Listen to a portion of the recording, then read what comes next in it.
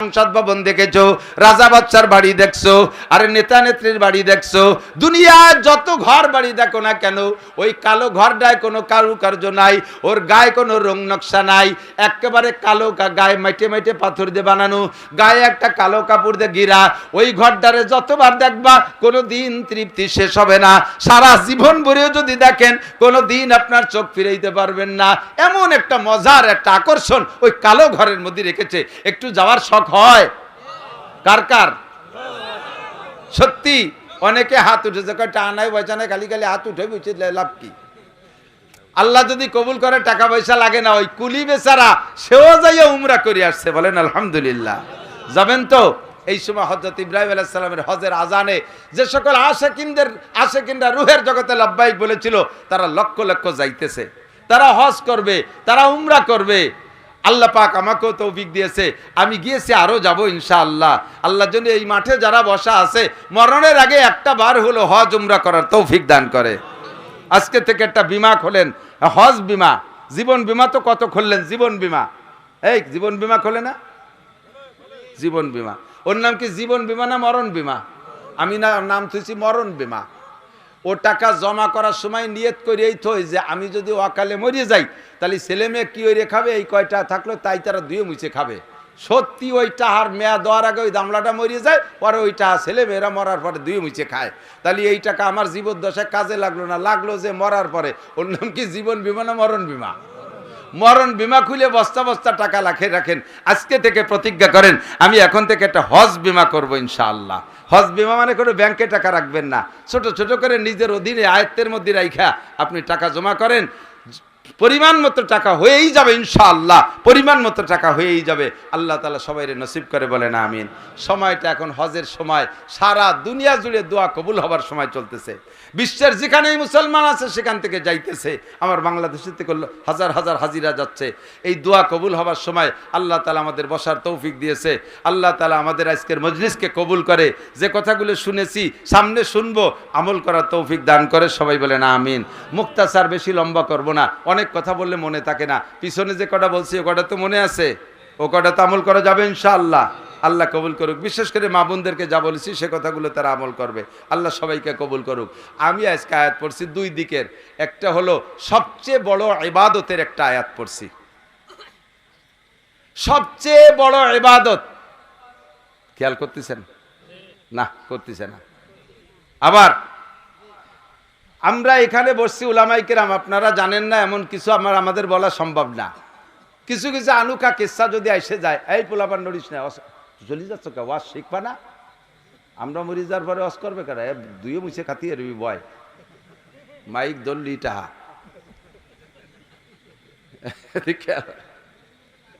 সবচেয়ে বড় ইবাদত, খেয়াল করেন। আবার বলি, দুনিয়ায় সবচেয়ে কঠিন কাজ কোনটা? কেউ কি বলতে পারেন? জানা আছে? আমি একটা প্রশ্ন আপনাদের কাছে রাখছি, জানা থাকলে কেউ বলবেন সবচেয়ে কঠিন কাজ কোনটা? কে জানা থাকলে জানা মতে কয় যে হুজুর ও কয়ে সারার কায়দা নাই, কোনটা কঠিন? আমি জানি সবচেয়ে কঠিন কাজ কোনটা। সবচেয়ে কঠিন কাজ লেখাপড়া। লেখাপড়ার চেয়ে কঠিন কাজ নাই। ছেলেটারা স্কুলে দিয়েছেন, দেখবেন 2-4 ক্লাস পড়ে আর পড়বে না। প্রাইমারি পড়লেও হাই স্কুলে যাওয়ার পরে 7-8 পরে আর পড়বে না। এর না পড়ার কারণে পিটেবেন, জান বেরোয় ফেলবেন মারতি মারতি, তবুও যাবে না স্কুলে। স্কুল বাদ দিয়ে ইট বাটায় কাজ করবে। স্কুল বাদ দিয়ে 6 মিলি 30-40 সেফটি গাছ পেটে বাঁধা ঠেলতি রাজি, তবু ভর্তি রাজি না। কতক্ষণ পড়ার বয়সে আমার মাদ্রাসার ছাত্র পুরন কবরস্থানের ভাঙ্গা কবরের মধ্যে যে ফলাইছে, যে জায়গা দিনই যাইতে ভয় লাগে, যে ওই জায়গা গেলি পারা ফেরেশতারা জিজ্ঞেস করলো মার রব্বুকা, সেই পুরন ভাঙ্গা কবরের মধ্যে ফলাই রয়েছে আমার এক সাথী ছাত্র বয়সে। দিনিয়ে যাইতে সে জায়গা ভয় পাই।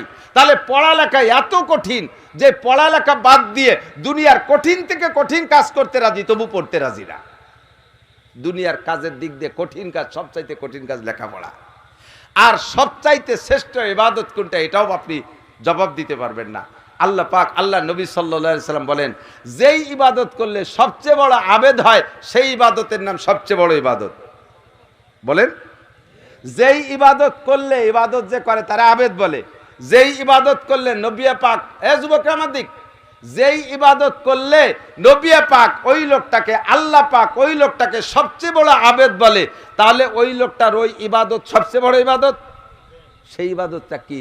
হুজুর আলাইহিস সালাতু ওয়াস সালাম বলেন আমার দিক, ইত্তাকিল মাহারিমা তাকুন আবাদান নাস। ইত্তাকিল মাহারিমা তাকুন আবাদান নাস। যদি তুমি দুনিয়ায় সবচেয়ে বড় আবেদ হইতে চাও, সবচেয়ে বড় আবেদ হইতে চাও, আল্লাহর কাছে যদি সবচেয়ে বড় আবেদ হিসেবে পরিগণিত হতে চাও, তাহলে একটা কাজ করো, কাজটা ছোট, ইত্তাকিল মাহারেম। দুনিয়ায় যত হারাম কাজ আছে সব হারাম কাজগুলো পরিহার করে চলো, সমস্ত হারাম কাজগুলো ছেড়ে দাও, তাহলে তুমি হবা সবচাইতে বড় আবেদ।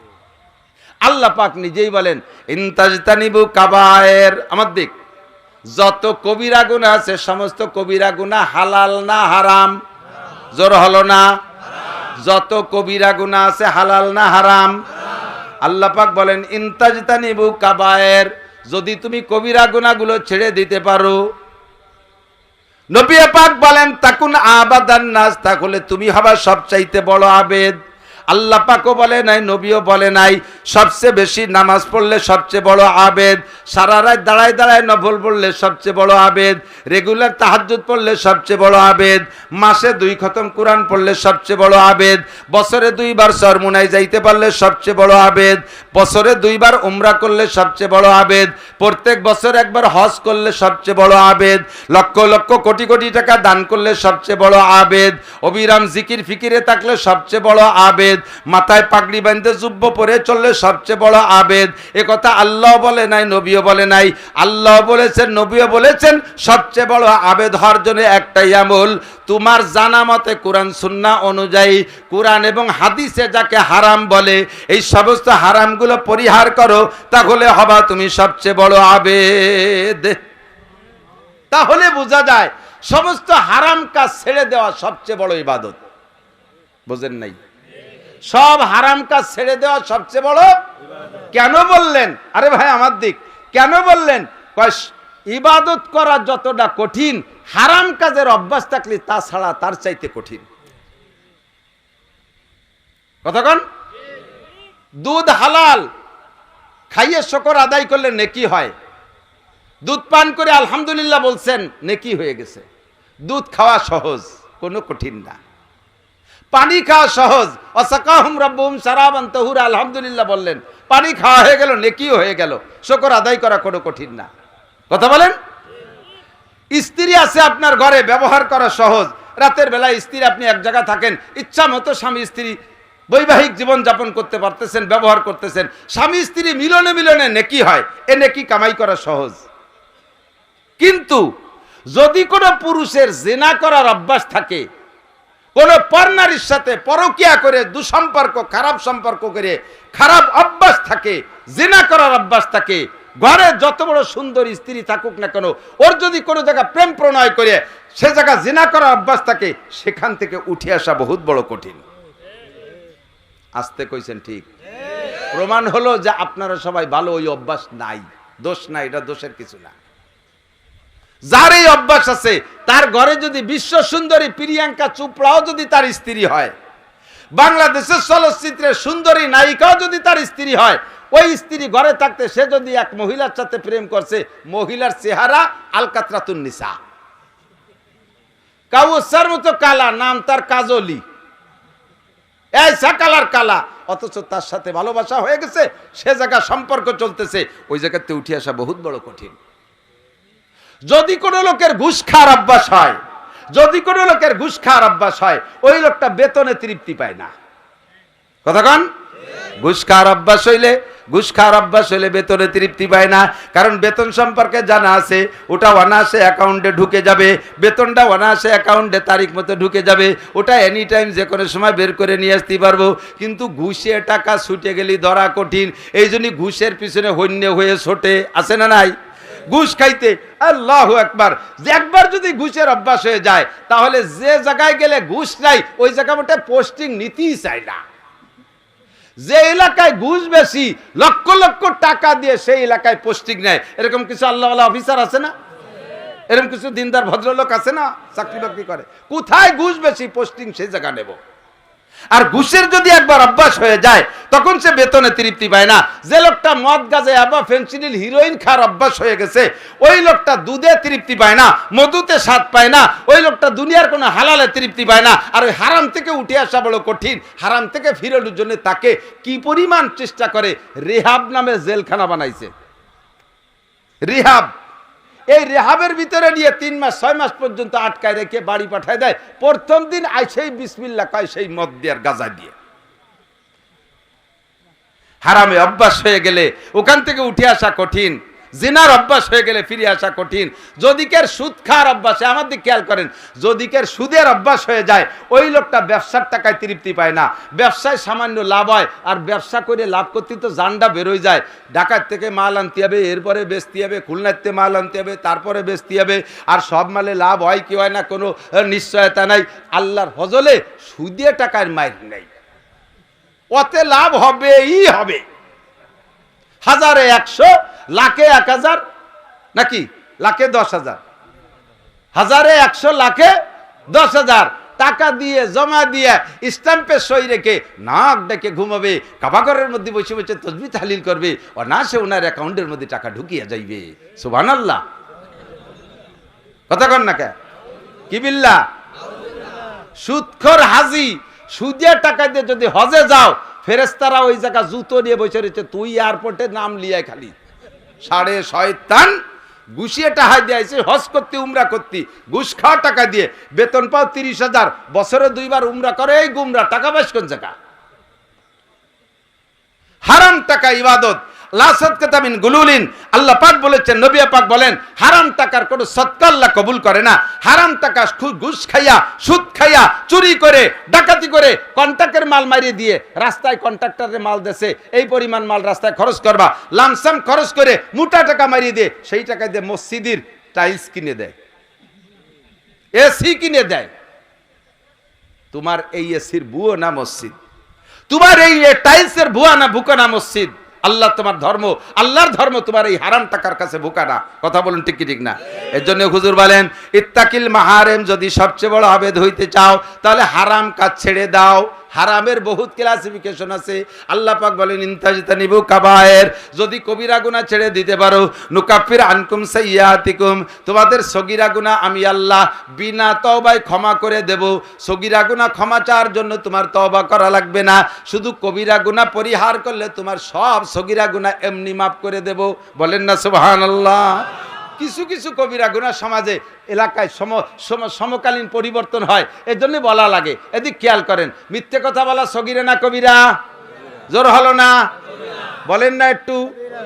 আমি কেন বলাচ্ছি কিয়ামতে যাই যাতে অস্বীকার করতে না পারেন। হুজুরকে কাছে শুনি নেই, এমন ভাবে ভেক্সি বেড়ে পড়বেন, কোনো দিনও শুনি নেই যে মিথ্যে কথা কলি কবিরা গুনায়। আল্লাহ তুমি আমার চেনো না, আমি কত ভালো মানুষ, যদি জানতাম যে মিথ্যে কথা কবিরা, আমি কোনোদিন কই এই বলে মুখ মসবেন কাউর মতো। কাউয়ে দেন কিছু খাইয়ে ডালের সাথে বাড়ি ভর দেয়, কিছু খাইনি। এই কাকের মতো মুখ মসবেন যে কোনোদিন শুনি নেই। এই জন্য মস্ক করাই দিলাম। মিথ্যে কথা বলা সগীরা না কবিরা? গীবাত করা সগীরা না কবিরা? গীবাত বোঝেন? এই বিষয়টা একটু বুঝতে হবে। একটু কষ্ট করেন, একটু কষ্ট করেন, মুহাব্বতের সাথে একটু কষ্ট করেন। শুনবেন শুনবেন, গীবাত হলো আসাদ্দু মিনাজ জিনা। আগে বোঝেন গীবাত কারে কয়। আমি মাওলানা নাসির একটা অন্যায় করছি, আপনার সামনে ধরা পড়ে গেছি অন্যায়টা করে, আমি নিজেও লজ্জিত অন্যায়টা করে, আমি রাতের বেলা আল্লাহর কাছে ক্ষমা চেয়ে নিছি, তওবা করছি আমি। আপনি আমাকে সমাজে খাটো করার জন্য, সমাজে আমাকে খাটো করার জন্য, দাগি করার জন্য মানুষের কাছে যেখানে সেখানে আমার ওই দোষটা চর্চা করতেছেন, এর নাম গীবাত।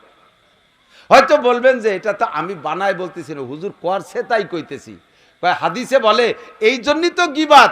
আর হুজুর করে নাই, এইটা যদি হুজুরের নামে বানায়, বানাওটি করো, মিথ্যা কথা বানাও, তাহলে তার নাম অপবাদ। তার নাম কি? অপবাদ। আর জিনার গীবাতের চাইতে অপবাদ আরো বড় কঠিন শাস্তি, আরো বড় কঠিন। তো গীবাত হলো কি? আল গীবাতু আসাদ্দু মিনাজ জিনা। একজন একটা অন্যায় করছে, ওই অন্যায়টা মানুষের কাছে, মানুষের ভিতরে বলে বেড়ানো, যেই অন্যায়ের কথাটা তাকে বললে সে কষ্ট পাইতো, সেইটা তার সামনে না বলে আড়ালে আড়ালে বলে বেড়াচ্ছেন। আমি আপনাদেরকে অনুমতি দেই, আমার দিক তাকান, আমার দিক তাকান। গীবাতে একটা লাভ আছে।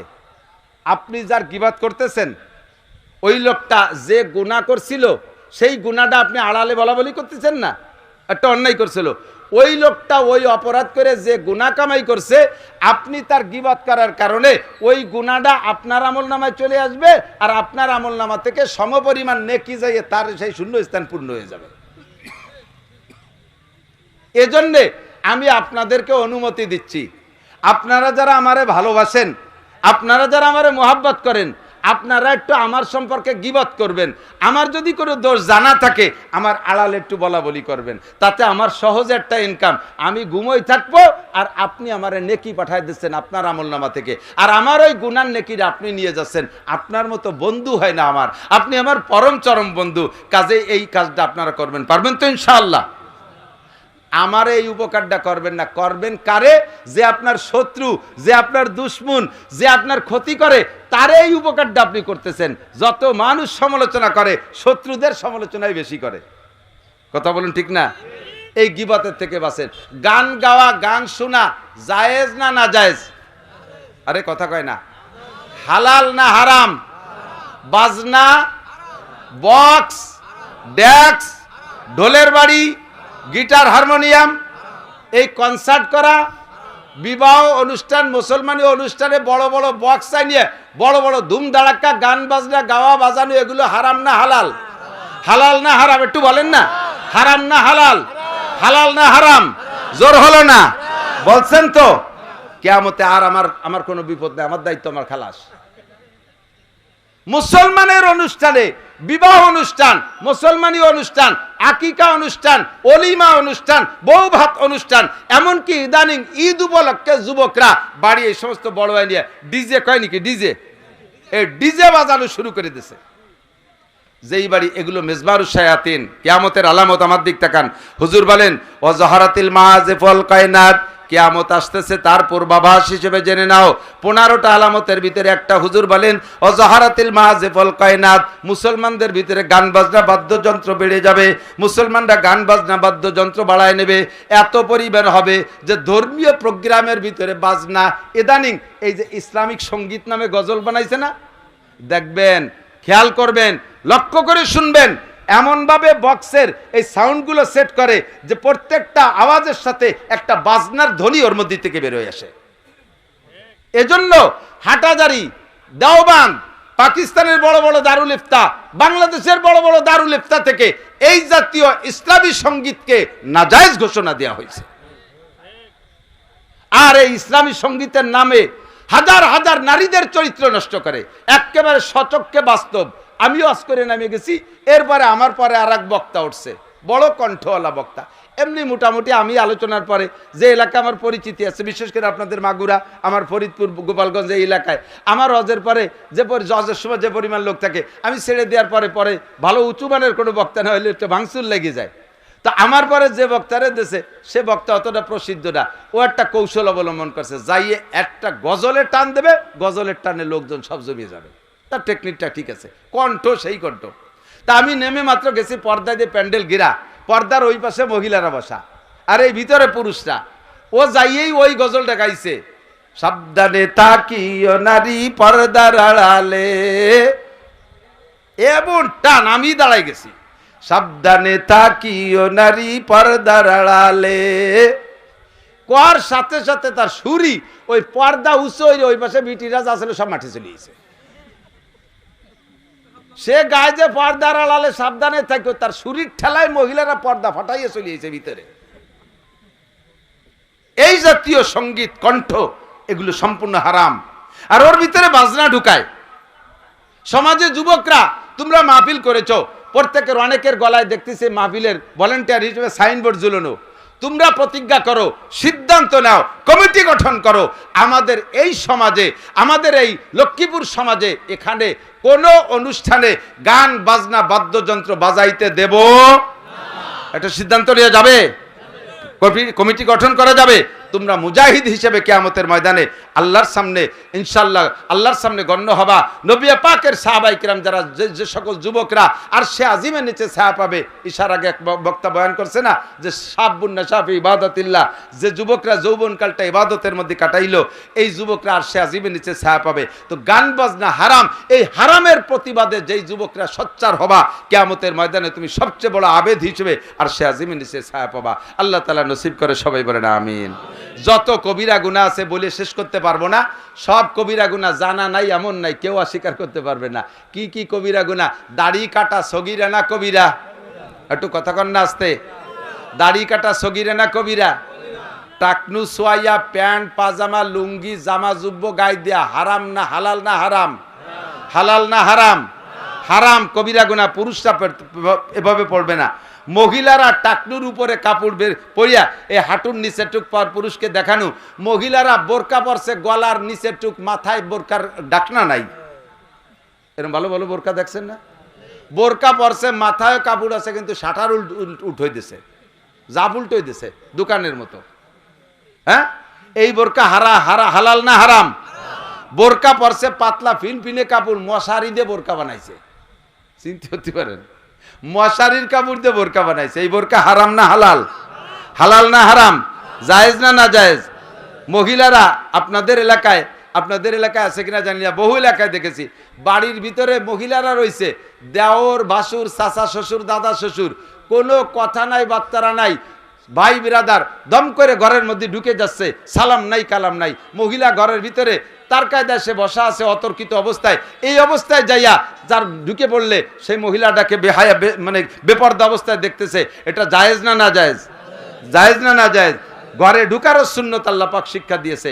এজন্য সংক্ষেপে বলি, ইন তাজতানিবু কাবায়ের, যদি কবিরা গুনাহ ছেড়ে দিতে পারেন, নুকাফির আনকুম সাইয়্যাতিকুম, সমস্ত সগীরা গুনাহ আল্লাহ বিনা তওবায় মাফ করে দেবেন। আর নবী পাক বলেন, সবচেয়ে বড় আবেদ যদি হইতে চাও, হারাম কাজগুলো গুনে গুনে দেখে দেখে ছেড়ে দাও। হারাম কাজগুলো ছেড়ে দাও। সুদ খাওয়া হারাম, ঘুষ খাওয়া হারাম, চুরি করা হারাম, ডাকাতি করা হারাম, আলঠেলা হারাম, জাল দলিল হারাম, পরের জমির ফসল কেটে আনা হারাম, অকথ্য ভাষায় গালাগালি করা হারাম, মদ গাঁজা হেবা ফেন্সিডিল বিড়ি সিগারেট হুক্কা খাওয়া হারাম, দাড়ি কাটা হারাম, সুন্নতের খিলাফ চুল কাটা হারাম, টাকনুসিয়ে কাপড় পুরুষে পরা হারাম, মিথ্যে কথা বলা হারাম, গীবত শিকায়ত হারাম। এই সব হারামগুলোকে ছেড়ে দেন, সবচেয়ে বড় আবেদ হবেন। আল্লাহ তাআলা আমাদেরকে নসিব করে বলেন আমিন। মৌসুমি আর একটা কথা বেশি বাড়তে পারবো না, কষ্ট হয়ে যাচ্ছে, কারণ সিজনের ওয়াজে রাতভর ওয়াজ করলেও কষ্ট হয় না, তো আনসিজন পড়ে গেছে, বর্ষাকাল। আর এরপরে আপনারা খুশি হন, আসতে পাশতে অনেক জায়গা বৃষ্টি নামছে, মাহফিলি বৃষ্টি এলাকাটায় বৃষ্টি হয় নাই, খুব একটা হয় নাই, ঠিক না? বলেন আলহামদুলিল্লাহ। আমার এই বর্ষাকালে মাহফিল যে কটা যাচ্ছে প্রায় জায়গায় এই দেখতেছি, যে জায়গায় আমার মাহফিল ওইটুকুই বৃষ্টি নামে না, আসতে পাশতে ভালো বৃষ্টি হয়ে যায়, যে সেই মাহফিল এলাকা জায়গা বৃষ্টি নেই। এরপরে অনেক জায়গা আছে মাহফিল শেষ করে বেরোয় গেছি, তারপরে বৃষ্টি হয়েছে, এর আগে আর বৃষ্টি হয়নি। সেরকম একটা কারামতি আলহামদুলিল্লাহ আপনারাও পেয়ে গেছেন, বলেন আলহামদুলিল্লাহ। আমার কারামতি না, আপনাদের কারামতি, শুক্রিয়া। হয়তো মাহফিল আল্লাহ কবুল করছে, এই জন্য সুযোগটা আল্লাহ করে দিয়েছে। সিজনালি মৌসুমি একটা বয়ান, এদিক খেয়াল করেন, এদিক। আল্লাহ পাক রব্বুল আলামিন সূরা কাউসার নাজিল করেছে নবী পাকের উপরে। আরবের কাফেররা হুজুরকে ধিক্কার দিত, মোহাম্মদ আবতার, মোহাম্মদ আবতার। আবতার মানে লেস কাটা, আবতার মানে লেস কাটা, দম বুরিদা। কেন বলল? হুজুরের 2টা পুত্র সন্তান অথবা 3টা পুত্র সন্তান ছিল, এরা শিশুকালে মারা গেছে, শুধু মেয়েগুলো আছে। এই দেখে আরবের কাফেররা বলতো, মুহাম্মদ লেস কাটা, মুহাম্মদ মারা যাওয়ার পরে তার বংশের পরিচয় দেওয়ার মতো আর কেউ নাই, মুহাম্মদ লেস কাটা। এই বলে তারা ধিক্কার দিচ্ছে। আল্লাহ পাক নবী পাককে সান্ত্বনা দেওয়ার জন্য বললেন সূরা কাউসার নাজিল করে দিয়ে, ইন্না আতাইনাকাল কাউসার, হে নবী ওরা কি বলল, আপনি দুঃখ নিয়েন না, আপনাকে যে নিয়ামত দিয়েছি সেটা হলো হাউজে কাউসার। হাসরের মাঠে মানুষ যখন পিপাসায় বুক শুকিয়ে যাবে, পিপাসায় কাতরাইতে থাকবে, একমাত্র আপনার কাছে থাকবে হাউজে কাউসার। যে আসবে আপনার কাছে সে পাবে হাউজে কাউসার। যারা আপনাকে লেস কাটা বলে ধিক্কার দিচ্ছে, গালি দিচ্ছে, ওর একটা আপনার কাছে হাউজে কাউসার পান করতে যাইতে সুযোগ পাবে না। মুমিন যারা ইমানদার তারা হাউজে কাউসার পান করতে আপনার কাছে যাবে। ইন্না আতাইনাকাল কাউসার, এক আয়াত, 2 নম্বরে বেশি ব্যাখ্যা দেব না। ইন্না আতাইনাকাল কাউসার, এরপরে আছে ফাসাল্লি লিরাব্বিকা ওয়ানহার। এই আয়াতের ভিতরে 2টি আমল, আমার দিক একটা হলো ঈদের নামাজ, সল্লি মানে ঈদের নামাজ, এ জায়গা সল্লি মানে নাই, সব জায়গা বলছে আকিমিস সালাত, আকিমুস সালাত, তুকিমুস সালাত ওয়া ইউকিমুনাস সালাত, এই ইকামত শব্দ দিয়ে নামাজের হুকুম করছে। কিন্তু ঈদের নামাজ সম্পর্কে এই আয়াতের ভিতরে আল্লাহ বলেন সল্লি, নামাজ পড়ো। এই নামাজ হুজুর আলাইহিস সালাতু ওয়াসসালাম বলেছেন দুইটা ঈদের নামাজ, ঈদুল ফিতর আর ঈদুল আজহা। এটা এই সল্লির দ্বারা এখান থেকে হুকুম আছে। ওয়ানহার, আর একটা হুকুম হলো কুরবানি করো। কি করো? কুরবানি করো। এটা আমাদের জন্য ওয়াজিব। একটু মুখে স্বীকার করবেন, কুরবানি সুন্নত না ফরজ না ওয়াজিব? একটু বলেন কি কার উপরে ওয়াজিব? মাসালাটা শুনে নেন। যেই লোকটার, খেয়াল করতেছেন, ওয়াজিব তরক করলে, ইচ্ছাকৃতভাবে তরক করলে সে ফাসেক। ফাসেক যে ব্যক্তি, তারে সালাম দেওয়া জায়েজ নাই। ফাসেক যে ব্যক্তি, সে যদি আপনারে সালাম দেয়, উত্তর না দিলে গুনাহ হবে না। এত বড় অপরাধী হলো ফাসেক। আর যে ইচ্ছাকৃতভাবে ওয়াজিব তরক করে সেই লোকটা ফাসেক। তাহলে যেই লোকটার উপরে কুরবানি ওয়াজিব হয়েছে, ওই লোকটা তৌফিক থাকা সত্ত্বেও যদি কুরবানি আদায় না করে, ওই লোকটা ফাসেক। তারে সালাম দেওয়া জায়েজ নাই, তার সালামের উত্তর না দিলে গুনাহ হবে না। কত বড় ধমক এই কুরবানি না দেওয়ার উপরে, খেয়াল করেন। এবার কুরবানি ওয়াজিব হয়েছে কার পর একটু শুনে নেন। যেই লোকটার কাছে কুরবানির 3 দিন, কয় দিন?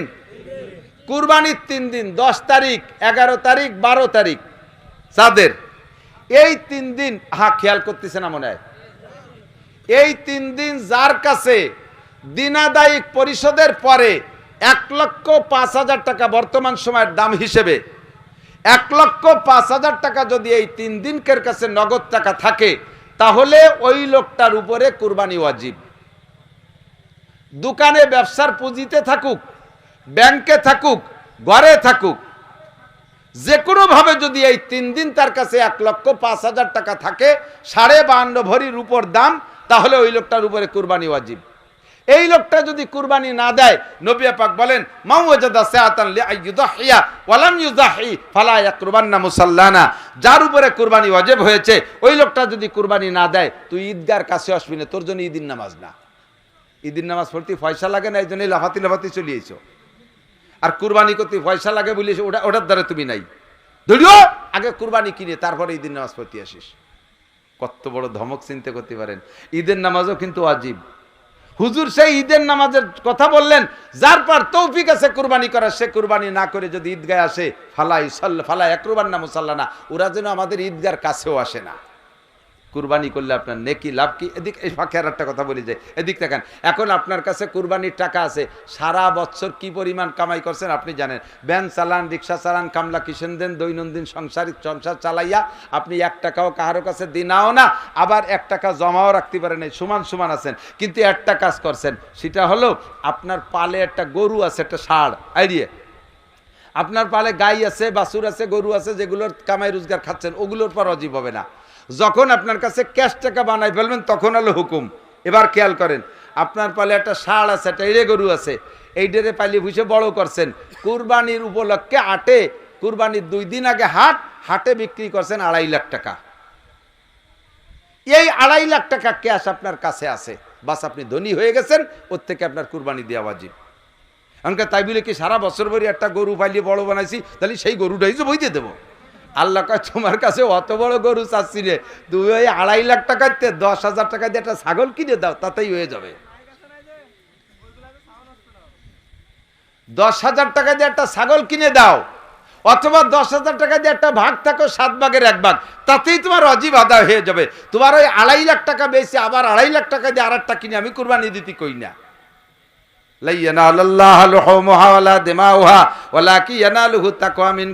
হাদিসে আছে আল্লাহর নবী বলেন, কুরবানির জন্তুর বিকুল্লি শাহরাতি মিনাস সুফি হাসানা অবিকুল্লি কাতরাতি মিনাদ দমে হাসানা। কুরবানির জন্তুর গায়ে যতগুলো পশম আছে, প্রত্যেক পশমে পশমে একটা করে নেকি আপনাকে দেয়া হবে। কন্যা সুবহানাল্লাহ। যত ফুটা রক্ত পড়বে, অতটা নেকি আপনাকে দেয়া হবে। সুবহানাল্লাহ। আর এর সব কিছু আপনি খাবেন, আপনি ব্যবহার করবেন। আল্লাহ কয় আমার কাছে ওর গোশত, মাংস, চামড়া কিচ্ছু আসে না, সবই তোমরা ব্যবহার করো। ওয়ালাকি ইয়ানালুহু তাকওয়া মিনকুম, তোমার তাকওয়া, খোদা ভীতিত্ব, আল্লাহর প্রতি আন্তরিকতার ভালোবাসাটা আমার কাছে আসে। কাজেই তুমি মোহাব্বতের সাথে একটা কুরবানি করবা। এখন কুরবানি সংক্রান্ত 2-4টা মাসালা একটু বলে এদিক তাকান। কুরবানির গরু কেনেন হাটের থেকে হাট সরকারের কাছ থেকে ডেকে আনা লাগে। উইদাউট ডাক কোনো হাট মিলানো জায়েজ নাই। আমার গোপালগঞ্জ ঘোষণা দিয়ে দিয়েছে সরকার, ডিসি সাহেব। হাট ডাইকে এনেছে, পয়সা দিয়ে হাটের কি বলা হয় ইজ্জতদাররা ইজারাদাররা হাট ডেকে এনেছে। আপনি হাটে যাইয়া গরু সাইজ করে দাম দর ঠিক করে বাড়ি আইনে লেনদেন শোধ করছেন, বাড়ি আইনে টাকা পরিশোধ করছেন হাসিলির টাকা দেওয়ার ভয়তে। এরকম কিছু ভালো মানুষ আছে না? হাসিল ফাঁকি দিয়ে বাড়ি এসে টাকা লেনদেন শোধ করছেন, আপনার কুরবানি ক্ষতিগ্রস্ত হয়ে গেছে। হাসিলির টাকা দেওয়া ওয়াজিব। আপনি বাজার থেকে হাসিলির টাকা দিয়ে তারপরে গরু কিনে নিয়ে আসবেন বাড়ি। 2 নম্বর, কুরবানির জন্তু যে জবাই করে দেয়, আপনারটা আপনি নিজে জবাই করতে পারলে সর্বোত্তম। যদি আপনি না পারেন তাহলে যারে যে জবাই করাবেন এই কুরবানির জন্তুর কোনো অংশ এই জবাইয়ের বিনিময়ে তাকে দিলে কুরবানি বাতিল। হুজুর জবাই করে দিয়েছে, হুজুরে চামড়াটা দিয়ে দাও, কুরবানি বাতিল। হুজুর জবাই দিয়ে দিয়েছে, হুজুরে বুড়িটা দিয়ে দাও, কুরবানি বাতিল। হুজুর জবাই দিয়ে দিয়েছে, কাল্লাটা দিয়ে দাও, কুরবানি বাতিল। হুজুর জবাই করাই দিয়েছে, হুজুরে 2 কেজি গোশত দিয়ে দাও, কুরবানি বাতিল। যারা সুলাকুটা করবে তাদেরও সুলা কাটার বিনিময় ওই চামড়ার টাকা বুড়ি হুজুরি ঠ্যাং গোশতের এক টুকরাও তারা বেশি দিতে পারবেন না। যদি তারে একটু বেশি দেন সুলা কাটার বিনিময় তাহলে কুরবানি বাতিল হয়ে যাবে, সম্পূর্ণ কুরবানি বাতিল। তাহলে কি হবে? তাহলে বিনি পয়সায় কেউ চুলি কুটে দেবে না, বিনি পয়সা না, বিনা পারিশ্রমিকে কেউ চুলবে কুটবে না। যাদেরকে দিয়ে সুলাকুটা করাবেন মাসালাটা তাদেরকে বলে দেবেন, ওই তোমরা আল্লাহর রাস্তে করো, নইলে যারা 5 জনে সুলাকুটা করবা আমি 5 জনের 5 2500 টাকা দেবো, চুলিয়ে কুটে দিয়ে যাওয়া। এরপরে 2500 টাকা তাদের দেওয়ার পরে পুরো গরু ধরিয়ে দিয়ে দেন, তবু কোনো দোষ নাই, কিন্তু বিনিময় হিসেবে 1 টুকরা গোশত দিল কুরবানি বাতিল। কথা কি বোঝা গেছে? সমাজে সমস্যা আছে না নাই? এখনো পর্যন্ত আছে। আর একটা কথা খেয়াল করেন, আপনাদের এদিকে প্রথা আছে কিনা আমি জানি না, জায়গায় জায়গায় আছে। এক মহল্লায় 10টা গরু কুরবানি হবে, এই 10টা গরু 3 ভাগের 1 ভাগ গোশত ভাগ করে 1 ভাগ 10 গরুর থেকে এক জায়গায় জমা করে, 10 গরুর গোশত এক জায়গায় জমা করে আবার বাড়ি বাড়ি সব বাড়ি ভাগ করে দেয়। ধনী গরিব এক সাইডে, যে ওই জায়গা জমা দিয়েছে তারও 1 ভাগ দেয়, তারও দেয়, জায়গায় জায়গায় আছে। এই জন্যই বলতেছি, ইউটিউবে চলে যাবে তো আজ, এই জন্যই বলতেছি খেয়াল করেন, তারও 1 ভাগ দেয়। এই ভাগটা তার নিয়া কেমন, যেই গোশত ভাগ করে সবাই রে দেশে তার থেকে 1 ভাগ তারও দেশে, ওই গোশের মধ্যে ওই লোকটার দেয়া গোশ আছে না? তাহলে হাদিসে আসছে কোন জিনিস দিয়ে সেই জিনিস আবার ফেরত নিয়া বমি হইরে খাওয়ার মতো। কোন জিনিস কেউকে দিয়ে সেই জিনিস আবার নিজে ফেরত নেওয়া, এটা বমি করে খাওয়ার মতো। আপনি গরিবদের উদ্দেশ্যে দান করে দিয়েছেন 3 ভাগের 1 ভাগ, আবার সেই জায়গা থেকে ভাগেরটা নিয়েছেন, তাহলে আপনার দেয়া জিনিস আপনার নেওয়া হচ্ছে না? এই বমি রে খাওয়ার মতো এই কামের মধ্যে যাবেন না, যার যার স্বাধীন মতে দেবেন। আর একটা জিনিস খেয়াল করবেন, গোশত দেওয়ার জন্য গরিবদের হাতে দেবেন, খুব যত্ন সহকারে দেবেন, তাচ্ছিল্যের সাথে দেবেন না, ব্যঙ্গ ঠাট্টা করে দেবেন না, খারাপ গোশত দেবেন না। চুটির গোশত, সিনের গোশত, ভাষার গোশত, মোটা গোশত সব নিয়ে আপনার কয়বর বই তুইছেন ডিপ ফ্রিজ, আর যত আড়গোল বাঙ্গাড়ি বুঙ্গড়ি এই নিয়ে গরিবকে দেওয়ার জন্য বইছেন জুড়ি বেরিয়ে নিয়ে। গরিবরা কয় আল্লাহ দেখলে সর্বনাশটা করলো কি, আর একখান মারি দেশে তার সিলভারের আড়ি তলা ফুটে এবারে চলে গেছে। বড় লোকরা 3 তলার থেকে প্যাকেট ধরে ছাড়িয়ে দেয় গরিবদের কাছে, ও বড় লোক তোরে গাড় ধরে নামাই আল্লাহ তাআলা ব্যাগ হাতে করে বাড়ি বাড়ি ঘুরাইতে পারে, আর যার ব্যাগের কাছে যার হাতে আজকে 3 তলার থেকে ব্যাগ ছাড়িয়ে দিছিস, ওরে আল্লাহ তাআলা ওই 3 তলা উঠাইয়া তোর হাতে ওইরকম ব্যাগ ছাড়াইতে পারে, পারে কি পারে না? কুরবানির গোশত দেবেন, মা বোনরাও খুব যত্ন সহকারে দেবেন, সম্মানের সাথে দেবেন, কম দিলেও বলবেন বেশি তো হয় না, এবার যা পারছি তাই দিছি, একটু দেখে শুনে দেবেন, একটু হাড় একটু গোশত যাতে এক লোকমা তারা খাইতে পারে এমন সুন্দর করে দেবেন। আপনি এবার তৌফিক না থাকলেও কুরবানি করেন, আগামী বছর আল্লাহ তাআলা আপনাকে তৌফিক দিয়ে দেবে। এবার ছোট তৌফিকের কারণে ছোট একটা দেন, আগামী বছর আল্লাহ এর চেয়ে বড় একটা দেবে। আমি সর্বপ্রথম কুরবানি শুরু করছি ফারে ঘর পরে 1400 টাকায় 1 ভাগ 7 ভাগের 1 ভাগ নিয়ে, সেই থেকে দিতে দিতে আল্লাহ তাআলা তৌফিক দিতে দিতে গত বছর দিছি 2.5 লাখ টাকা দিয়ে একটা, আর এবছর একটা মনে মনে ঠিক করছি 2 লাখের উপরে দাম। আমারে আল্লাহ তাআলা প্রত্যেক বছর তৌফিক বাড়ায় দিচ্ছে। আমি যদি এবার কই না টাকা আছে দেব না, প্রত্যেক বছর কি দেওয়া যায় নাকি, দরকার নাই। আল্লাহ যদি কয় ঠিক আছে তুমি যখন দিবাই না, তোমারও দেবো না, তোমার আগামীবার দেওয়া লাগবে না, তুমি ব্যাগ নিয়ে বাড়ি বাড়ি ঘুরে বেড়াও কিলোমিটার গেটি ধরে আল্লাহ নামাই দিতে পারে কি পারে না? এই জন্যে এবার ফ্যামিলিতে এদিক থাকেন। আর একটা মশালা বলি, আপনিও ধনী, আপনার স্ত্রীও কিন্তু ধনী। কুরবানি খালি গোস্ত খাওয়ার জন্য বাড়ির ফ্যামিলি থেকে একজন দিলেই হবে না। আপনিও ধনী আছেন, আপনার ফ্যামিলি, আপনার স্ত্রীর কাছেও টাকা আছে, আলাদা তার টাকা আছে 1.5 লাখ, স্ত্রীর উপরে অজীব। আপনার মার কাছে টাকা আছে, তারপর অজীব। আপনার বড় ছেলে সাবালে কামাই রোজগার করে, তার আলাদা কয়টা টাকা আছে, তা 1.5 লাখ, তারপরও অজীব। কাজেই ফ্যামিলির সবাই মিলে একটা গরু কিনে প্রত্যেকের টাকার থেকে টাকা দেবেন, প্রত্যেকের টাকার থেকে টাকা দিয়ে আলাদা আলাদা নাম ওর মধ্যে বসাই দিয়ে যার যার জিম্মাদারি খালাস হয়ে যাবেন। যে বাড়ির থেকে একজন দিলি হলো গোস্ত একটু খাতি হবে, মেবাই দিচ্ছে, তা আমাকে দেওয়া লাগবে কি? অনেক মুরব্বীরা আছে কয় যে না কুরবানি এবার করবো না, যারা খাবে সে, যারা খাবে তারা বাড়ি নাই। ওনার যে শগুন গুরুই গরু খাবে সে শগুন ড্রাইভার বাড়ি নাই, শগুন ড্রাইভার ডাকা রয়েছে, শগুন কয়টা বলে আসবে না। তো তুমি কি কুরবানি দিবা তোমার শগুনকে খাওয়ানোর জন্য? দেশের গরিবরা সারা বছর পোল্ট্রি কিনে খাইছে, 1 কেজি গরুর গোশত 800 টাকা দিয়ে কিনে খাতে পারে না, তাদের জন্য আল্লাহ তাআলা তোমারে কুরবানি করে দিতে কইছে, আর তোমার শগুন কয়টা আসবে না বলে দিবা না। এই ফাজলামি বাদ দাও। গরু কিনবা সাম্মিনু দহায়াকুম, হুজুর বলেন কুরবানির জন্তুকে মোটা বানাও, বেশি গোশত হবে, গরিবকে দিতে পারবা। আর আপনার ছেলে টাকা দিয়েছে বিদেশের থেকে 5 লাখ, আব্বা 8-এর ভিতরে সবচেয়ে বড় গরু কিনে নিয়ে আসবেন। আব্বা তাতে 4.5 লাখ টাকা ব্যাংকে থুইয়া 50,000 টাকায় একটা প্যারালাইসিসের রুগী কিনে নিয়েছে। ওর বাপেরও যে বয়স, গরুরও সেই বয়স, 2 দোস্ত একসাথে ভ্যানে আইছে, গরু আইটি আসার মতো না। গরুরে আইনে মেয়ের কুটির সাথে বাঁধতে থুইছে, ময়না ডুলে এরম ঝুলতিছে, নাল আসছে 2 দিন আগে। বাপ ভালো না, চোখ গুলাই গেছে, যাইয়ে হুজুর রেখা, হুজুর আগের দিন জবই দিলি হয় নাকি? এ তো বাপ ভালো না, কাল পর্যন্ত টেকবে না। শয়তান, ছেলেতে 5 লাখ টাকা পাঠাইছে গরু কিনতে, আর তুমি 4.5 লাখ টাকা মাইরি দিয়ে 50,000 টাকা দিয়ে প্যারালাইসিস কিনে নিয়েছ। আগামী বছর তোর ছেলেরও আল্লাহ তাআলা তৌফিক মিস করে দিতে পারে। কাজেই কুরবানি করব স্বতঃস্ফূর্তভাবে। রাজি আছেন না? চামড়ার টাকাটা, চামড়া বিক্রি যদি করেন তাহলে বিক্রি করলেন, চামড়ার টাকা দেবেন গরিবকে। আর যদি না করেন স্থানীয় কওমি মাদ্রাসা থাকলে সেখানে দিয়ে দেবেন। প্রত্যেকটা কওমি মাদ্রাসায় চামড়ার টাকা খরচের জায়গা আছে। খুব খেয়াল, এদিক তাকান। এলাকার গরিবদের হক আছে, এটা ঠিক, কিন্তু যেই গরিবরে আপনি চামড়ার টাকা দিচ্ছেন, ওই গরিব ওই চামড়ার টাকা নিয়ে ব্যারাকের কিস্তি দেয়, আছে না নাই? ওই গরিব বেড়া এই চামড়ার টাকা গুছাই নিয়ে 2,000 টাকা তাই সুদির পর লাগাই দেয়। তাহলে আপনার কুরবানির চামড়া হালাল টাকার চামড়া, এই চামড়ার টাকা নিয়েও হারাম কাজে লাগাচ্ছে, যদি জানিয়ে শুনিয়ে দেন তাহলে আপনার দিনা পরিশোধ হবে না, আবারও টাকা দিতে হবে। আর মাদ্রাসায় দিলে আপনার একজনে দেশেন চামড়ার টাকা, সে যাইয়ে তাই দিয়ে সিগারেট কিনে খায়, চামড়ার টাকা দেশেন সে তাই দিয়ে ফাঁসা বাইরুনু প্যান্টারটা কিনে নিয়ে এইভাবে আইটি বেড়ায়, সেলাফাই বেড়ায়।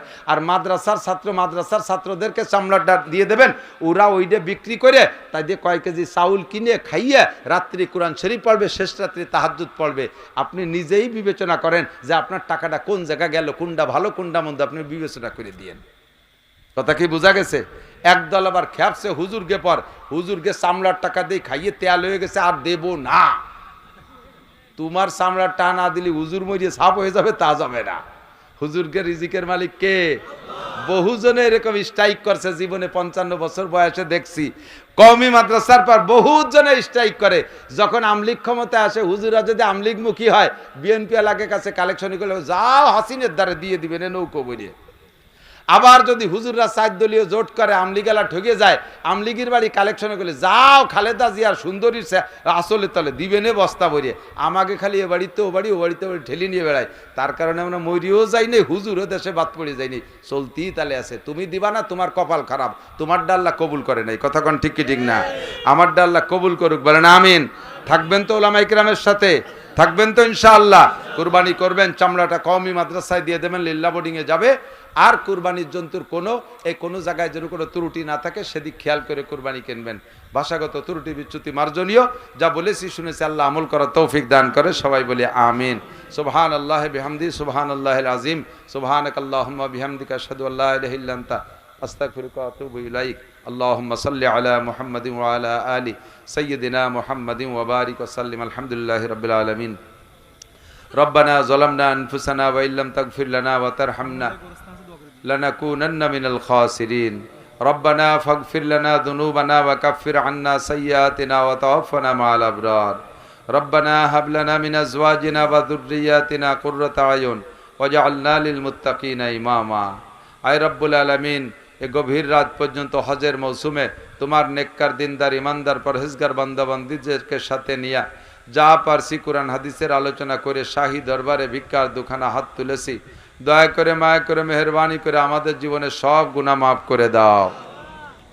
যে সকল গুনার আলোচনা এখানে করেছি কবিরা সগীরা, এ গুনাহগুলো আমরা নিয়মিত করে থাকি। মাঝে মাঝে তওবাও করি, আবার নফসর শয়তানের কাছে হেরে যাই, তওবা ভঙ্গ হয়ে যায়। আল্লাহ, হজের মৌসুমে লক্ষ লক্ষ হাজিদেরকে তুমি ক্ষমা করে দিবা, সেই সাথে আমাদেরকে তুমি শেষবারের মতো ক্ষমা করে দাও। আমাদের গুনাহগুলো সব মাফ করে দাও। আয় মেহেরবান আল্লাহ, আমাদের আব্বা মা দাদা দাদি নানা নানি আত্মীয় স্বজন যারা কবরে চলে গেছে সমস্ত মরহুম মুর্দাগানদেরকে মাফ করে দাও। আয় আল্লাহ, আশপাশের কবরস্থানে যত কবরবাসী শুয়ে আছে সব কবরবাসীদেরকে মাফ করে দাও। সকলের কবরে জান্নাতুল ফেরদাউসের দরজা খুলে দাও। সকলের কবর আযাব মাফ করে দাও। যে কথাগুলো আলোচনা করেছি সব কথার পর আমল করা তৌফিক দান করো। আমাদের সকলকে আল্লাহ হজ্জে খানায় কাবা মক্কা মদিনা জিয়ারত নসিব করো। জীবনে একটা বার হলেও সকলকে হজ করার তৌফিক দান করো। যারা গিয়েছি তাদের বারবার যাওয়ার তৌফিক দান করো। আয় রব্বুল আলামিন, আসন্ন কুরবানি আমাদের সকলকে করার তৌফিক দান করো। ইখলাসের সাথে কুরবানি করার তৌফিক দান করো। রিয়া সুমা থেকে হেফাজত করো। আয় আল্লাহ, আমাদেরকে বড় ধরনের কুরবানি করার তৌফিক দান করো।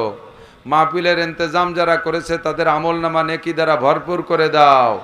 আয় আল্লাহ, কমিটির সকল সদস্যকে তুমি কবুল করে নাও। ইমাম সাহেব মুয়াজ্জিন সাহেবদেরকে কবুল করে নাও।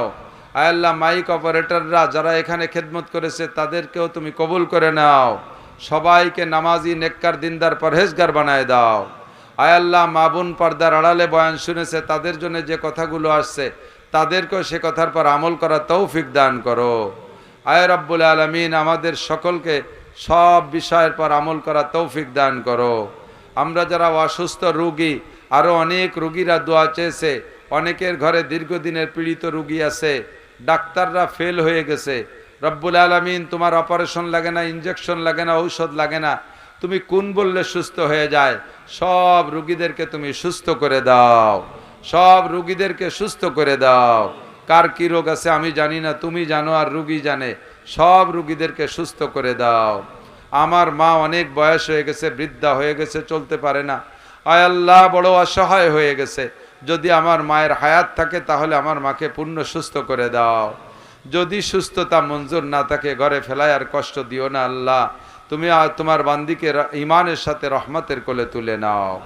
আয় আল্লাহ রাব্বুল আলামিন, এমন করে অনেকের ঘরে পীড়িত দীর্ঘদিনের রোগী, যদি তাদের চিকিৎসা নাই থাকে, সুস্থতা মঞ্জুর নাই থাকে, ঘরে ফেলায় কষ্ট না দিয়ে ইমানের সাথে নিয়ে নাও।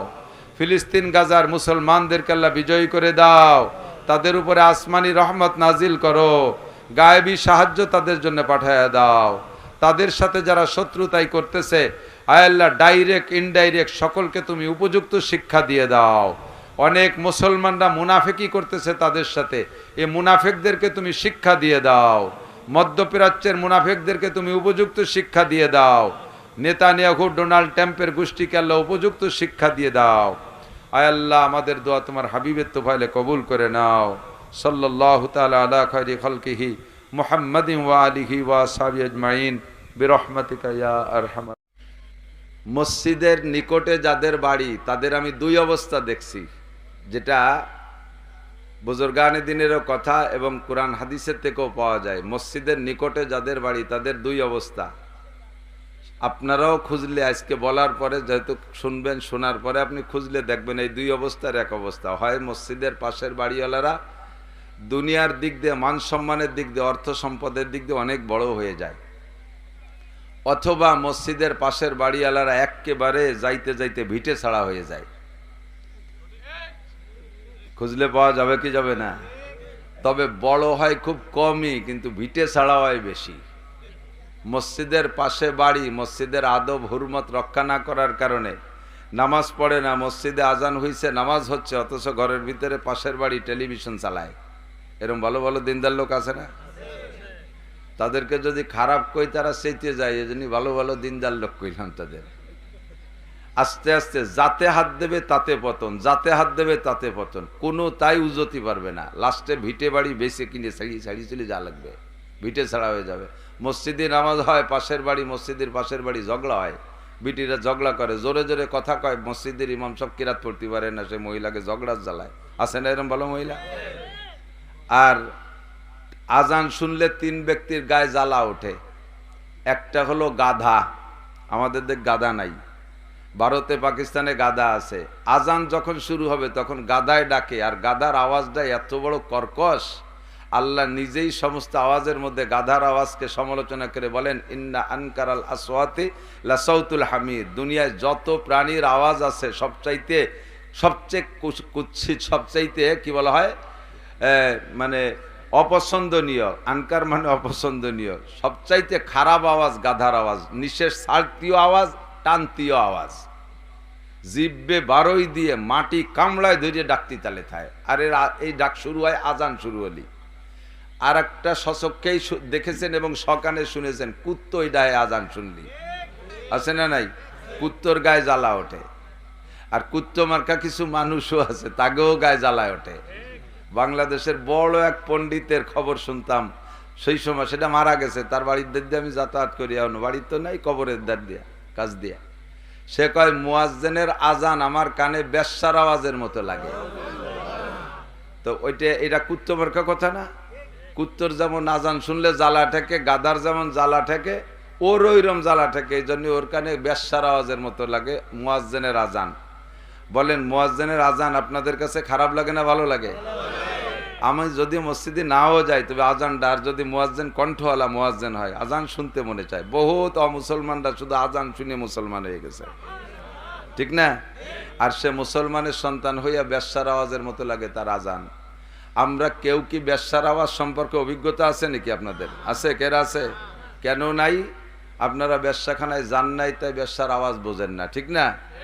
তো ওই লোকটা মুয়াজ্জিনের আজানরে বেশ্যার আজান আওয়াজের সাথে তুলনা করে, বোঝা যায় বেশ্যাদের আওয়াজ সম্পর্কে তার অভিজ্ঞতা আছে। আর বেশ্যাদের আওয়াজ সম্পর্কে অভিজ্ঞতা অর্জন করতে বেশ্যার সাথে কি কাবাঘরের পাশে দেখা হয় নাকি? কোন জায়গায় দেখা হয়? বেশ্যাখানায়। তাহলে বোঝা যায় যে ওনার ওই জায়গায় যাতায়াতের অভ্যাস আছে, এই জন্য সেটা আওয়াজ কণ্ঠ সংগ্রহ করছে। আর সেই আওয়াজের সাথে এক আওয়াজ শুনতে শুনতে সব আওয়াজটা সেই রকম মনে হয়। আল্লাহ হেফাজত করুক না, আমিন।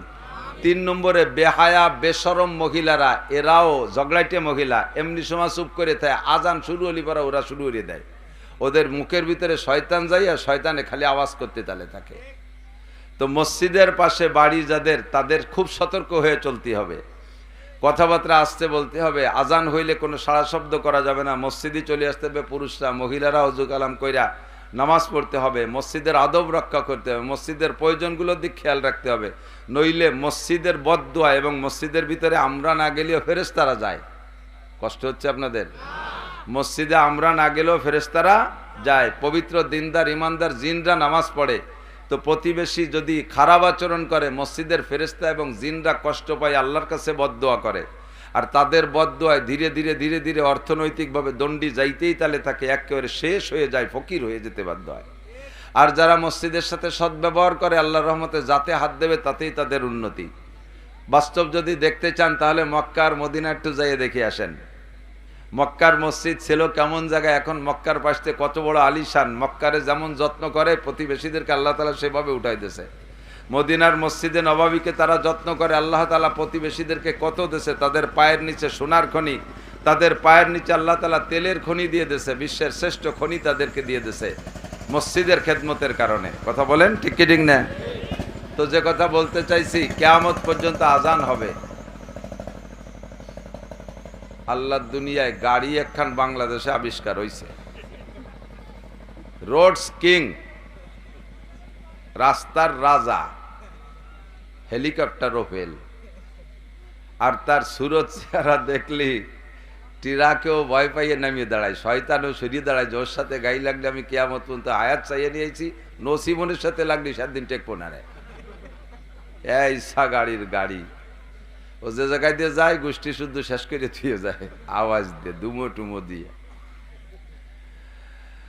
তো আল্লাহ পাক রব্বুল আলামিন বললেন কিয়ামত পর্যন্ত 5 ওয়াক্ত নামাজের আজান হবে, কিন্তু হজও ফরজ, নামাজও ফরজ, হজও ফরজ।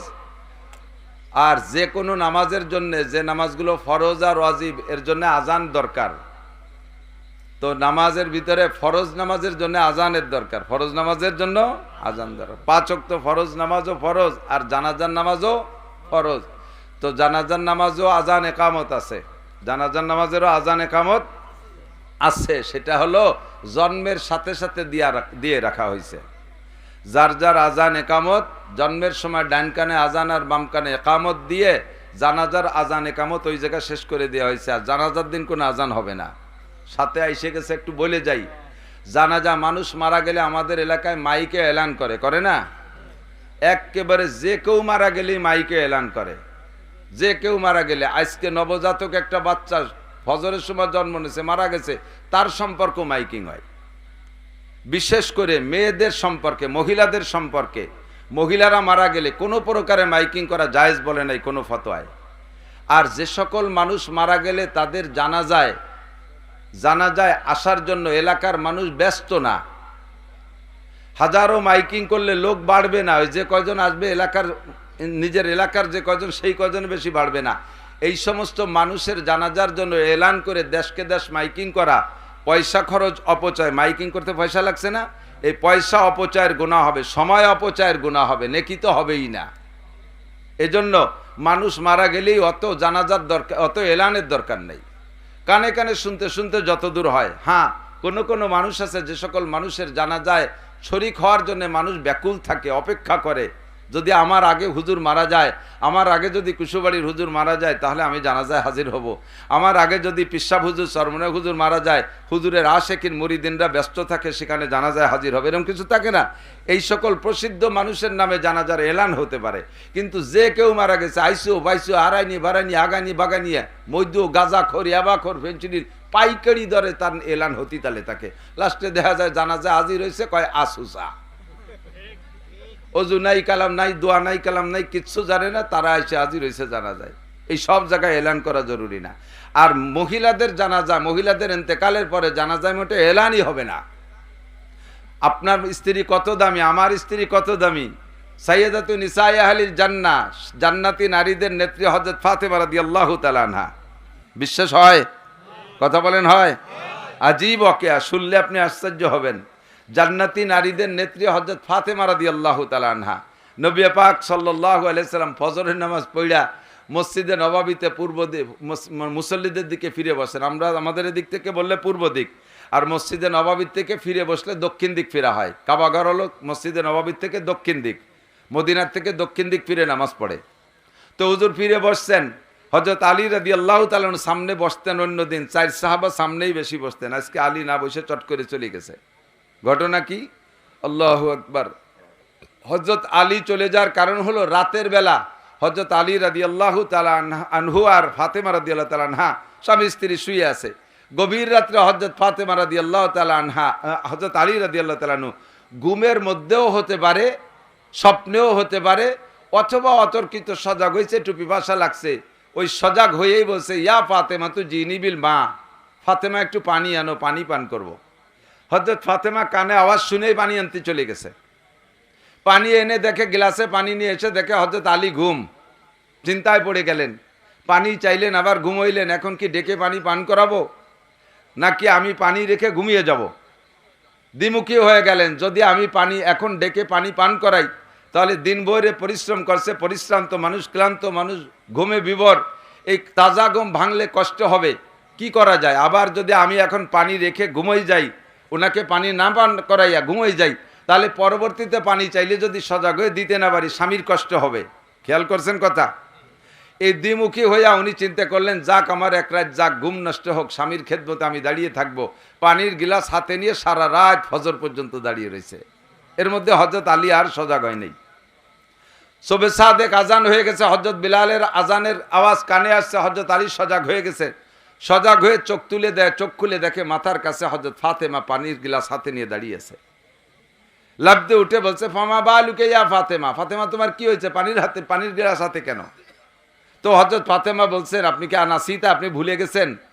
আপনি পানি চেয়েছিলেন গভীর রাত্রে, মনে নাই? তো হযরত আলী বলতে আমার তো তা মনেই নাই।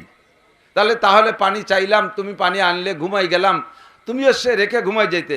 কয় যদি পুনরায় আপনি পানি চাইতেন আর আমি সজাগ হইতে না পারতাম, দিতে পারতাম না, তাহলে আপনার কষ্ট হতো। স্বামীর খেদমত আমার জন্য ওয়াজিব, আমি এই ওয়াজিব তরকের গুনার মধ্যে পড়ে যেতাম, এর জন্য আমি ঘুমাই নেই। বলেন না সুবহানাল্লাহ, আল্লাহু আকবার। এই অবস্থায় হযরত ফাতেমা রাদিয়াল্লাহু তাআলা আনহা সারা রাত হযরত আলীর খেদমতে পানির গ্লাস হাতে নিয়ে দাঁড়িয়ে আছেন। হযরত আলী বড় সংকেত, বড় সন্দেহের মধ্যে পড়ে গেলেন। যদি এই খবর নবী পাক শোনে যে আমার ফাতেমা, আমার কলিজার টুকরা, হুজুরের যতগুলি সন্তান ছিল কেউ কেউ হুজুর খারাপ জানতেন না, তবে সবচেয়ে বেশি ভালো জানতেন ফাতেমাকে। তা আমার কলিজার টুকরা ফাতেমাকে আলী তোমার স্ত্রী বানাই দিছি, চাই বলে কি স্ত্রী হিসেবে এমন খেদমত নিবা? আমার মেয়েটারে রাত্রির মধ্যে একটু ঘুমাতে দিলে না? নবী শুনলে একটু কষ্ট পাবে, মুখে না বললেও মনে কষ্ট পাবে। আর নবী একটু কষ্ট পাইলে আমার দুনিয়া শেষ, খাসিরাত দুনিয়া ওয়াল আখিরা, আমার ইহকাল পরকাল শেষ। হযরত ফাতেমাকে জড়িয়ে ধরে বলছে, ফাতেমা তুমি আজকে আমার কাছে একটা ওয়াদা করতে হবে, জীবনেও কোনোদিন তোমার আব্বার কাছে আজকে যা আমাকে পানি খাওয়ানোর জন্য সারা রাত দাঁড়িয়েছিলে এটা বলতে পারবা না। তো হযরত ফাতেমা বললেন, এটা আমার বলার প্রয়োজন কি? আমি কেন বলবো? আপনি এই কথা স্মরণ করা দিচ্ছেন কে? স্মরণ করা দিলি তো আবার বলা লাগে। আন্নাসু হারিসুন ফিমা মুনিয়া, মানুষের স্বভাব যে জিনিস নিষেধ করে সেই জিনিসের পর লোভ হয় বেশি, ঠিক না? আমার এই গামছাহান এই জায়গা রয়েছে, এতক্ষণ খেয়াল করেন না, এর মধ্যে এখানে থুইয়া যদি কয় এই ছেলে এই গামছা সরাবি না, ওর নিচে যা আছে দেখবি না, ওর এখন থেকে ওয়াজের শেষ পর্যন্ত মাথার মধ্যে খারাপ শক্তি থাকবে যে ওর নিচে কি যেন আছে, যা গলিওটা একবার দেখে যাব। এটা হলো মানুষের স্বভাব। তা আমার তো মনেই ছিল না যেটা আব্বার কাছে বলতে। আপনি নিষেধ যখন করলেন তখন এখন থেকে আমার ভিতরে ব্যস্ততা শুরু হবে, আব্বার কাছে তাহলে বলতে হবে। কি সমস্যা হয়েছে কি? কয় না তুমি বলো, বলবা কি না? কয় বলবো কেন, আপনি স্বামী আমার কাছে খেদমত পাবেন, আমি তাই করছি, তা বলার কি আছে? কয় না যদি তুমি কোনোদিন বলে ফেলো যে আমি একদিন স্বামীর খেদমতে এই করেছি আব্বা, তাহলে তোমার আব্বা শুনে আমার পর রাগ করবে, তুমি ওয়াদা করো।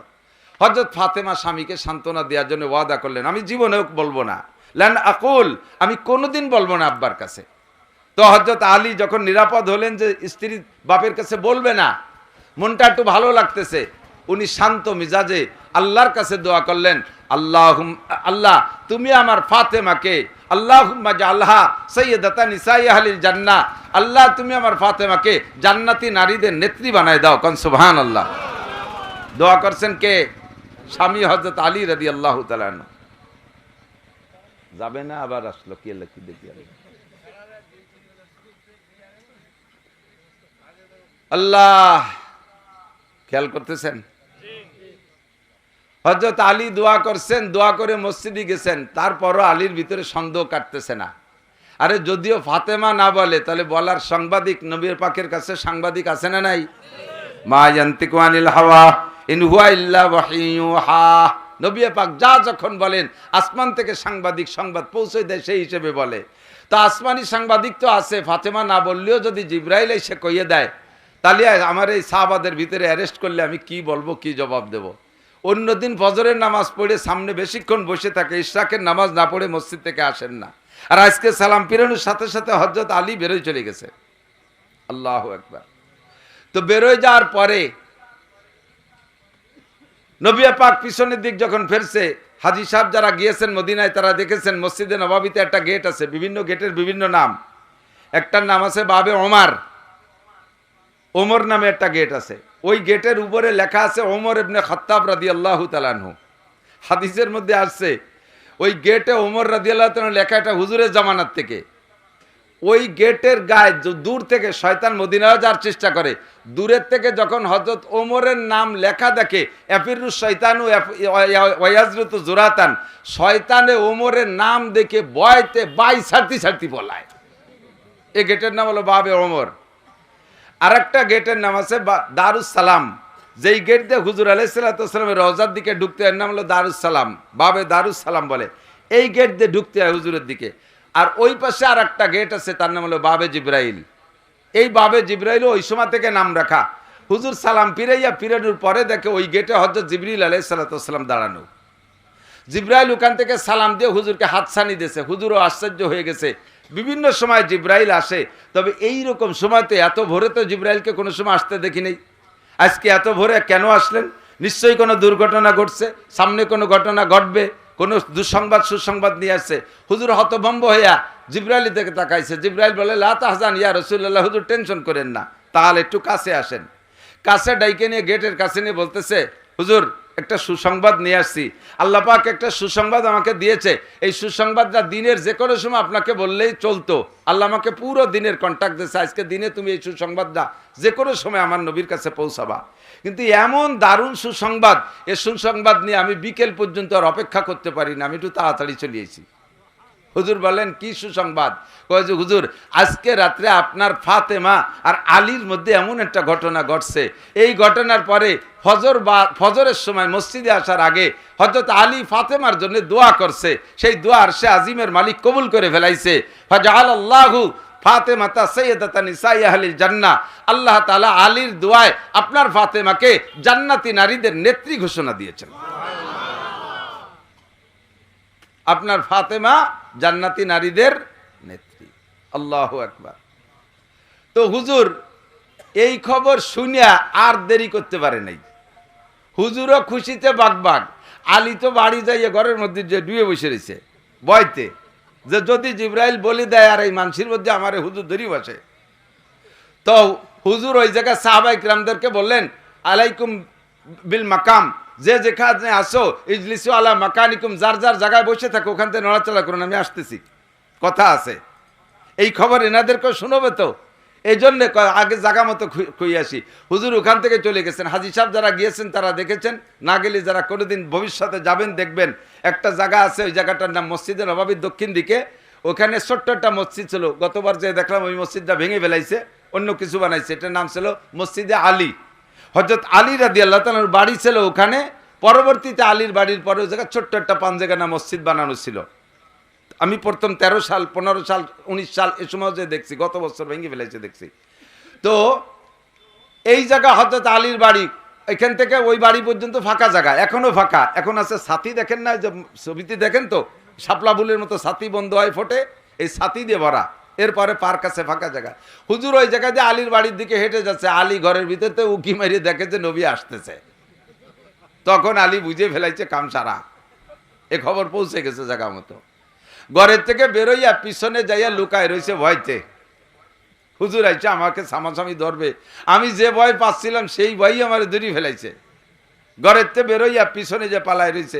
হুজুর ঘরের দরজায় যাইয়া পর্দা টানানো, দরজায় যে সালাম দিয়ে বলছে, আসসালামু আলাইকুম আপিল বাইতে ফাতেমা, ওমা ফাতেমা ঘরে আসো? জি আব্বাজি আসি। আইনা আলী? আলী কোথায়?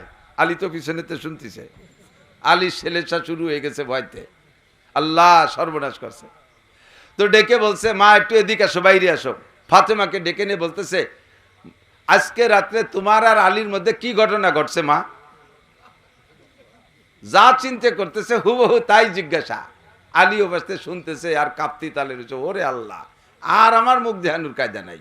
কি জন্য গমের মধ্যে পানি চাতি গেলাম? পানি কি খাই থাই না কোনোদিন? এই টেনশনে কাঁপতিছে। হযরত আলী অবস্থাতে কাঁপতিছে আর ফাতেমা সামনে আসছেন। তো ফাতেমা আসার পরে হুজুর বলতেছেন, আমাদের দুজনের মধ্যে কি ঘটছে মা? তো ফাতেমা বলতেছে, আব্বাজি আগে একটা ফতোয়া দেন। কি ফতোয়া? একই বিষয় স্বামী নিষেধ করছেন আর ওই বিষয়ে আব্বা আদেশ করছেন, এ জায়গা স্বামীর হুকুম অগ্রাধিকার রাখে নাকি আব্বার হুকুম অগ্রাধিকার রাখে? আগে ফতোয়া দেন, তারপরে আমি বলবো। একই বিষয় স্বামী নিষেধ করে আর আব্বা আদেশ করে, একই বিষয়ে, তাহলে এই জায়গা কার হুকুম মানা আমার জন্য ফরজ? আব্বার চাইতে স্বামীর হুকুম মানা ফরজ। আব্বাটা কোন আব্বা?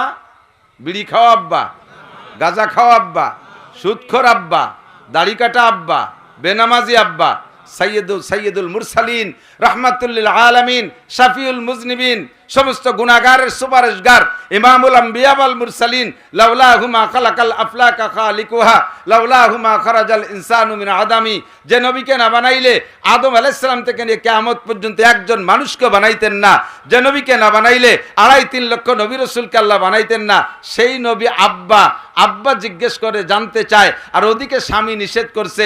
এই মুহূর্তে ফতোয়া, আব্বার হুকুম মানা যাবে না, স্বামীর হুকুমকে অগ্রাধিকার দিতে হবে। ফাতেমা বললেন, আব্বাজি তাহলে আপনার হুকুম আর আমি পালন করতে পারলাম না, আপনি জানতে চাইছেন আমি বলতে পারলাম না। আমি স্বামীর কাছে সকালবেলা কন্ট্যাক্ট করেছি, ওয়াদা করেছি, লান আকুল, আজও বলবো না, কোনো দিন বলবো না আপনার কাছে, এ বলে আমি অঙ্গীকার করেছি। যদি বলি তাহলে স্বামীর সাথে আমার খেয়ানত হবে, ওয়াদা খিলাফ হবে, কাজে আমি রাতের খবর বলতে পারবো না। আব্বাজি মুহাম্মদুর রাসূলুল্লাহ সাল্লাল্লাহু আলাইহি ওয়াসাল্লাম বললেন, মা তোমার বলা লাগবে না, সব আমি জানি, সব আমাকে বলে দিয়েছে। কে? আল্লাহ জানাই দিয়েছে জিবরিল আলাইহিস সালামের মারফত। কথা বলেন ঠিক না? তবে মা তুমি আমার আলীকে খেদমত করার কারণে আলী খুশি হইয়া তোমার জন্য দোয়া করেছে, ফাতাকাব্বালাল্লাহু দুআহু, আলীর দোয়া আল্লাহ কবুল করছে তোমার শানে। ফাজালাকা, আল্লাহ তাআলা বানায় দিয়েছে সাইয়্যিদাতু নিসাই আহলিল জান্নাহ, তোমাকে জান্নাতি নারীদের নেত্রী ঘোষণা দিয়েছেন আল্লাহ। তুমি সব জান্নাতি নারীদের নেত্রী, আয়েশারও নেত্রী, খাদিজা তোমার মা, তারও নেত্রী হবা তুমি। কন্যা সুবহানাল্লাহ। তাহলে ফাতেমা রাদিয়াল্লাহু তাআলা আনহা জান্নাতি, এর মধ্যে কোনো সন্দেহ আছে? কথা বলেন আছে? ফাতেমা রাদিয়াল্লাহু তাআলা আনহা